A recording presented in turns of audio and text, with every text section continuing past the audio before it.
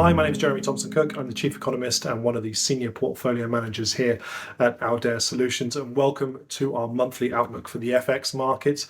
We've just started the month of June. May was a busy time once again in FX markets. A lot of focus around the USD and the US debt ceiling. Now, that does seem to have come to some form of agreement between the White House and Congress, and over the course of the next couple of days, we do expect a deal to be voted on, and that genie can be put back in the bottle. But the risk around that and the certain elements within the US political scene starting to make trouble for markets in talking about voting down the debt ceiling allowed for a lot of dollar strength over the course of the month of May. The key thing moving forward now isn't so much that the debt ceiling is not so much of a thing. It's more a case of whether the dollar holds on to that strength as a result of strong inflation numbers out of the United States. Now, inflation has moved lower, down towards kind of 6% in the United States. It's still very high here in the UK at around 10%, and in the Eurozone, it's somewhere in between.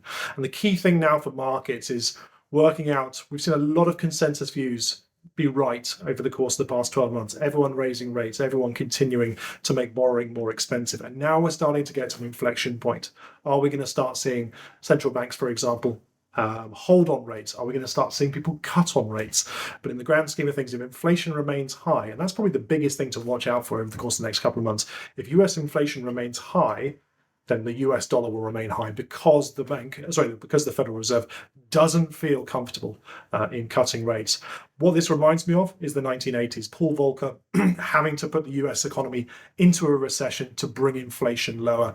The rising rates brought the US dollar so much higher and only ended in kind of 1985 with the Plaza Accord and the agreement by the G5 to gradually loosen the grip of the US dollar on world markets. Now, that could happen again. It's a non-insignificant risk moving forward, but our core view is the Federal Reserve holds rates roughly where we are at the moment, and the dollar continues to weaken over the second half of the year as the US economy is outperformed by other economies in the world, and people start to put money to work in other parts of the world. Here in the UK, it's difficult for the Bank of England. Inflation continues to remain high. People are starting to price in a full 1%, 100 basis points of hikes by the end of the year by the Bank of England. I think that's a little bit too much. And actually, I think the peak may be a little bit too high, and the subsequent cuts that people are expecting into 2024 may be a little bit too low. We could see a lower peak and a lower trough for the UK, and that may engender some sterling weakness, specifically against the euro,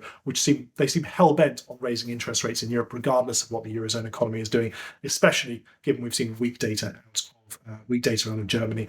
It is summer markets as well. Things will start to get a little bit quiet as most of Europe goes on holiday. But for now, there is a lot of risk, certainly in dollar pairs. So if you have any dollar exposure, dollar borrowing, dollar assets, dollar imports, dollar exports, whatever it may be, get in touch and we can have a conversation around how you can hedge those, but also put that money to work.